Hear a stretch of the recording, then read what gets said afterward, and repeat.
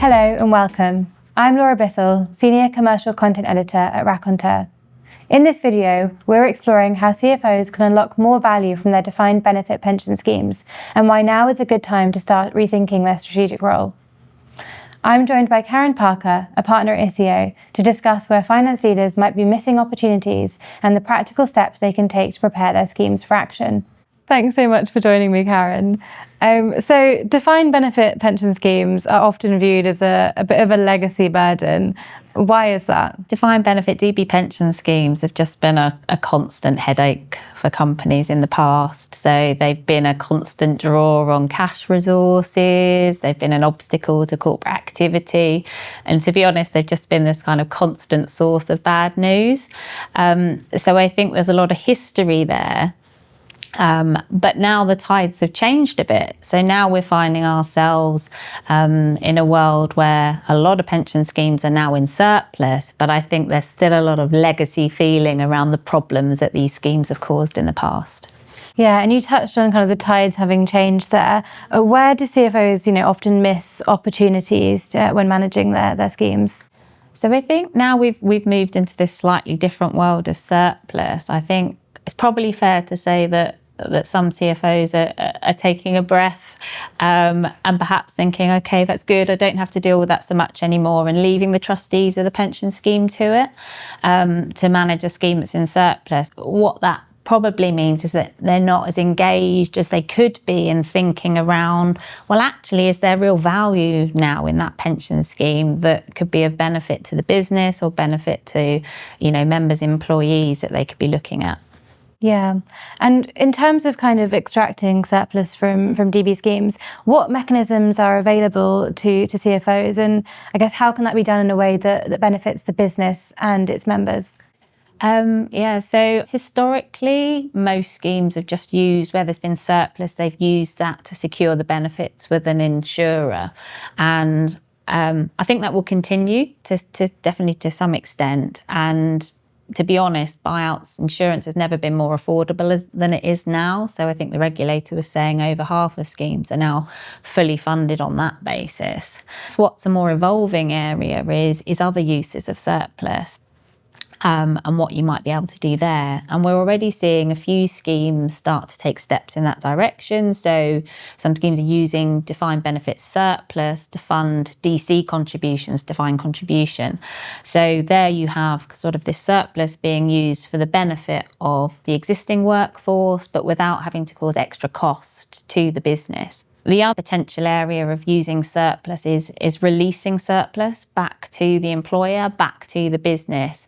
And that's a slightly more challenging area at the moment. The bar's quite high in terms of the level of funding you need in order to be able to extract surplus. And it can also very much depend on what your historic scheme rules say around whether you can or cannot release surplus back to an employer. So a bit of a rules lottery there. We are expecting that the pensions bill will help here, will level the playing field somewhat in terms of schemes and companies being able to access surplus, not just depending on what the rules say in the scheme, and also lowering the bar at which the level of funding at which you could release surplus from the scheme. I do think we'll see more companies and schemes looking at that mechanism of gradual release of surplus from the pension scheme back to the employer so they can use it in the business, but most likely in combination with sharing some of that surplus with members. So for example, through enhancing benefits for members in the scheme. So a bit of sharing of that surplus, but allowing some to go back to the business and to help the growth of the business. Yeah, so I suppose it should get easier, I guess, to extract value from surplus and to be more flexible. We really with that. hope so, yeah. Yeah. You mentioned there about, insurance buyout has never been more affordable. What does that kind of journey to insurance involve and how far ahead should CFOs be planning? I still think this will be, a great option and a likely end game for a lot of companies, a lot of schemes, and whether that's ensuring as soon as it's affordable or running the scheme on for a while to generate some of that value, some of that surplus I talked about, and then buying out, insuring at a later stage. I guess the key things I'd say from a CFO perspective to be thinking about are, firstly, that journey to insurance, and being actively engaged in that process. So things like the investment strategy that the scheme's running. So the trustees decide how to invest assets, but they have to consult with the employer. So the employer should be actively involved in thinking around, is that the optimal strategy to get to that end game and what the company wants to achieve? How are the risks being managed? Are there flexibilities that could be introduced for members that might also help with the journey to insurance, accelerating that or facilitating that? And finally, I'd encourage CFOs to kind of be keeping an eye on the market along that journey and thinking about, how's that market evolving, the insurance market? What's the pricing looking like? Are there new players coming into the market? So keeping an eye to that. So that's the journey. In terms of the transaction itself, the most common delays we see are data issues and illiquid assets. So they can often cause problems and delays. And there are things that you can do in advance. So you can get your data sorted, you can understand the likely issues, rectify those. From an illiquid asset point of view, there's things you can do, things you can explore. We've developed our own solution, iFlow, to help to sort of sell those sorts of assets in the secondary market. So lots of things you can be doing in advance to help that journey, because what we often find is that schemes maybe get there quicker than they were expecting to in terms of being able to transact, or something happens, there's a corporate event, something that means that insurance comes up the agenda much quicker, and schemes aren't ready to do it. So the more you can do in advance, the better to get yourself ready to transact. Other things to think about are the accounting impact. So what's the impact of the transaction from an accounting perspective, how that flows through to business metrics and any implications that might have that you need to be thinking about. And also just that internal stakeholder management, what approvals do you need? So managing the trustees, but also managing the internal approvals, the board approvals you might need, and thinking about that messaging ultimately to shareholders if that's relevant.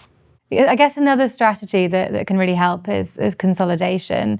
How can that kind of support business goals, and what kinds of schemes or situations is that best suited for? Yeah, so I spent a bit of time today talking about surplus and how that's really potentially a strategic asset now that CFOs can be thinking about how that can unlock value for them. I guess there will be a smaller subset of schemes, the smaller end of the market, where perhaps there'll be less opportunity to extract that value, and where insurance is more likely. So, for example, for the smaller schemes, when we think of things like the costs of running on the scheme, as the scheme runs on, as benefits are paid, the assets get smaller, then those running costs become a much bigger part of the overall picture. So what operational consolidation can do is really help with that journey.